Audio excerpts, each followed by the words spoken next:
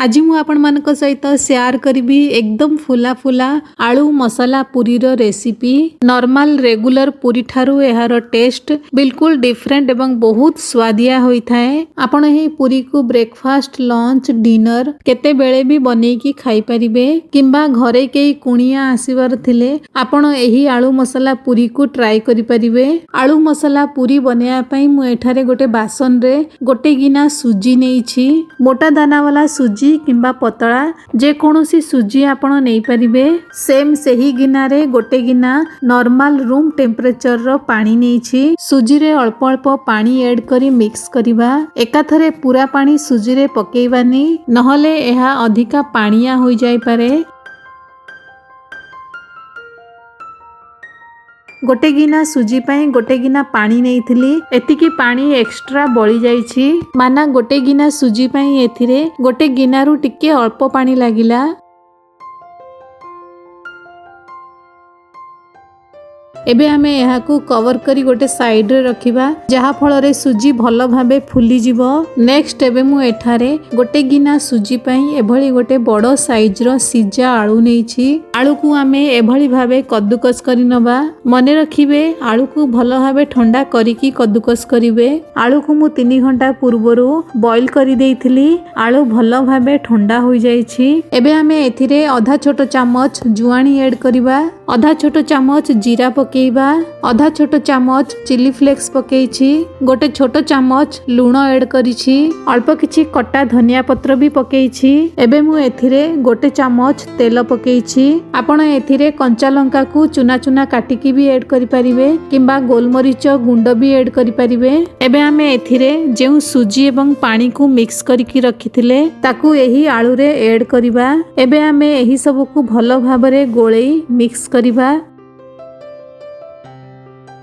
आमे जेउ गिना रे मापी करी गोटे गिना सुजी एवं गोटे गिना पानी नेइथिले सेम सही गिना रे गोटे गिना गहम अटा नेइछि। अटा को एथिरे अल्प अल्प करी पकेइबा। अटा एथिरे अल्प अल्प मिक्स करी पूरी पई गोटे मीडियम सॉफ्ट अटा हमें चकटी नबा। बेले बेले गोटे गिना रु अधिका अटा किंबा गोटे गिना रु कम अटा लागि पारे सेइटा टोटल डिपेंड करे आलू एवं सुजी रे केतिकी पानी अंश अछि। एठारे मते पूरी रो अटा चकड़ीबा पई बा डो बनेया पई पूरा गोटे गिना अटा लागिला। एबे मु एथिरे अल्प टिके तेल पकेइछि। अटा को हमें पुणी थरे स्मूथ चिकन करी चकटी नबा। अटा चकटी सारिबा परे संगे संगे पूरी रो गुळा तयारी करी पूरी बेलिबा स्टार्ट करिबा। बाकी अटा चकटा भली एहा को रेस्ट रे रखिबा बिल्कुल भी दरकार नहीं। एही पूरी भटूरा भली एकदम फुला फुला एवं सॉफ्ट होई थाए। एही पूरी खाइबा को बहुत टेस्टी लागे। पूरी बेलिबा पई एभली गोल गोल गुळा किंबा बॉल तयारी करि नबा। आपण चाहिले हातरे टिके तेल लगेई भी गोल गोल गुळा तयारी करि परिबे। एबे हमें बेलना पटारे अल्प किछि सुखा अटा लगेई गोल गोल पूरी बेलिबा। पूरी को हमें हालुका हातरे बेलिबा। एही आलू मसाला पूरी को हमें नॉर्मल पूरी ठारो अल्प टिके मोटा करिकी बेलिबा। मने रखिबे बेसी पतला करी बेलिले पूरी गुडी को फुलिबो नहीं। एठारे मु एभली भाबे मीडियम साइज रो पूरी बेली नेइछि। या ठारो छोटो साइज किंबा या ठारो बड़ो साइज रो पूरी भी आपण बेली परिबे। पूरी छाणीबा पई मु एठारे मीडियम टू हाई फ्लेम रे तेल को भलो भाबे गरम करी नेइछि। एठारे गोटे जरूरी पॉइंट मने रखिबे पूरी को तेल रे पकेवा समय रे तेल भलो भाबरे गरम होइथिबा दरकार। पूरी को तेल रे देई तापरे फ्लेम को मीडियम करी पूरी रो दुई साइड एभली बढ़िया ब्राउन कलर आसीबा पर्यंत फ्राई करिबा।